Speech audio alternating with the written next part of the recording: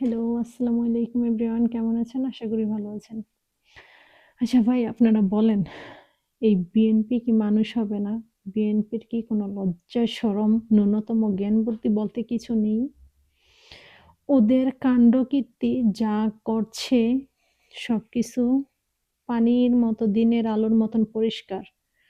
ওরা যা করছে এই নির্বাচনকে কেন্দ্র করে ওদের সবকিছু পানির মতো পরিষ্কার এবং কি ওরা ধরা পড়ে যাচ্ছে। তারপরও ওরা নির্লজ্জের মতো একটার পর একটা কুকীর্তি করেই চলেছে।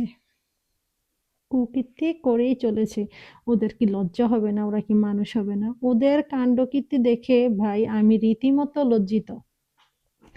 এবং কি আমার নিজের লজ্জা হচ্ছে নেতা হয়ে বা এত বড় একটা দল হয়ে ওদের ন্যূনতম লজ্জাবোধ কিছু নেই। আর সবচাইতে বড় কথা হইছে সম্মানিত আমাদের তারেক রহমান তার তো ন্যূনতম লজ্জাই নেই, জ্ঞানও নেই। কারণ সে এত কিছু ঘটে যাচ্ছে তার মুখ দিয়ে কোনো কথা বের হচ্ছে না। সে একবারও কি ক্ষমা চেয়েছে? চায়নি। সে ক্ষমা চাইলে ছোট হইয়া যাবে। চিন্তা করে দেখেন গত ২-৩ দিন আগে দেখতে পেরেছেন জামাতের আমির ওনার টুইটার হ্যাক করে ওরা কত বড় একটা নষ্টামি কুকর্ম বা অপপ্রচার করার চেষ্টা করেছে। এটা একটু বিন্দুমাত্র ওদের কি লজ্জা, ভয় কোনোটা কাজ করেনি? যার ভাই নির্বাচন আসছে, যার প্রচারণা যার মতো করো। সেইটা নিয়ে কেন এত বাধা বিবৃতি আসছে? সেটা নিয়ে কেন এত উচ্ছৃঙ্খল এবং কি নষ্ট চিন্তাভাবনা বিএনপির মাথায় আসে? বিএনপি আসলে কি চাচ্ছে? ওদেরকে আমার মনে হয় কঠিন থেকে কঠিনতম শাস্তি দেওয়া উচিত। ওদের যাদের ন্যূনতম লজ্জা নেই যারা এরকম করতে পারে তারা ভোট যখন ক্ষমতায় আসবে, আসার পরেও ওরা কি করবে?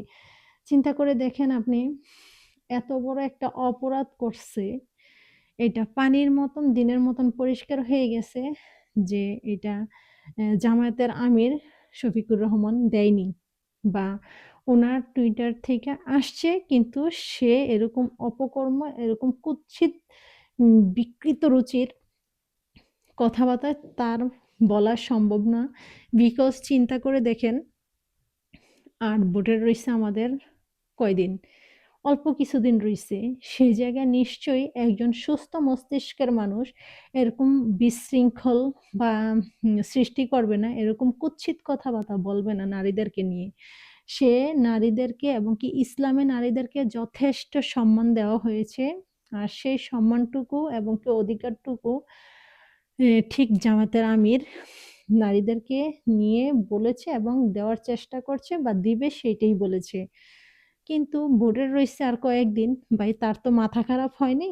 আর সে তো এত বিএনপির মতন এই অশিক্ষিত বর্বর মূর্খও না এবং উনার সাথে যারা উনার দলে আছে বা উনার চারদিকে আছে যারা, তারা বিএনপি দলের মতন এত উচ্ছৃঙ্খল এবং ও কি বলে অপদার্থ, অশিক্ষিত এই জামায়াতের দল না।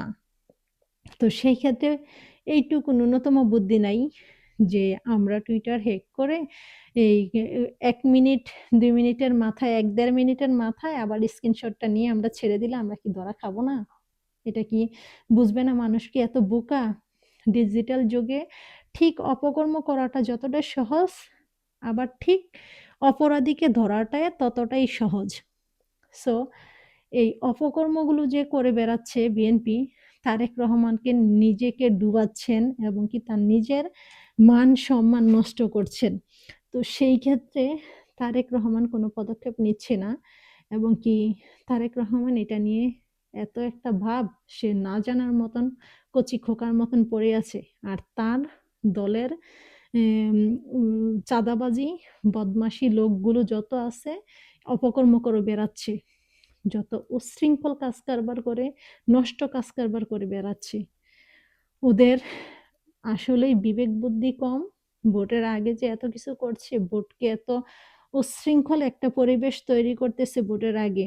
ওরা কি ভাবছে যে ওরা এরকম উচ্ছৃঙ্খলতা করলে আরো যত নষ্টামি আছে, নারী নিয়ে কথা বলা বা নারীদেরকে এই যত নষ্টামি করতেছে, তো সেই ক্ষেত্রে ওরা কি ভাবছে যে ওরা যদি এই অপকর্মগুলো আর এই কুৎসিত কাজগুলো করে, সবাই ভয় পেয়ে যাবে আর ভোট কেন্দ্রে যাবে না, তাই না?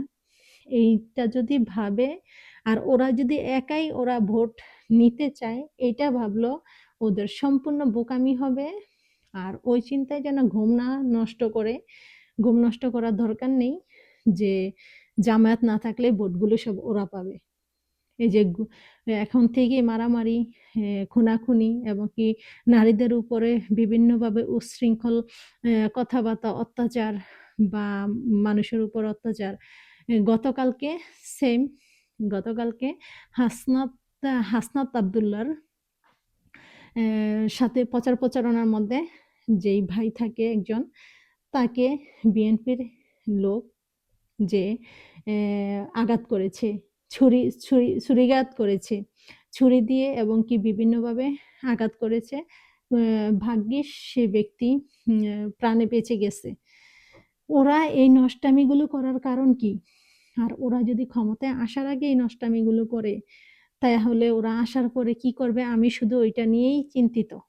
জনগণ এখনো সময় আছে, দয়া করে এখনো সময় আছে।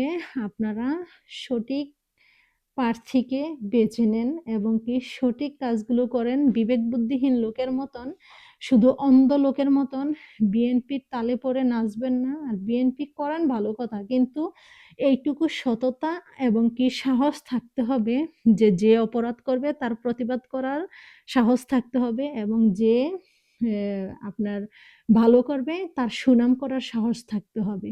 তাহলে হচ্ছেন আপনি সঠিক মানুষ। আর আপনি যদি বিএনপির মতন সেই অন্ধভাবে বিএনপি ধানের শীষ করতেই থাকেন, তাহলে আপনিও তো সেই একই লেভেলের হয়ে গেলেন। সো দয়া করে এমন কাজ করবেন না যেন আমরা সত্যটাকে সত্য, মিথ্যাটাকে মিথ্যা বলার সাহস না থাকে, কাপুরুষের মতন কাজ করব।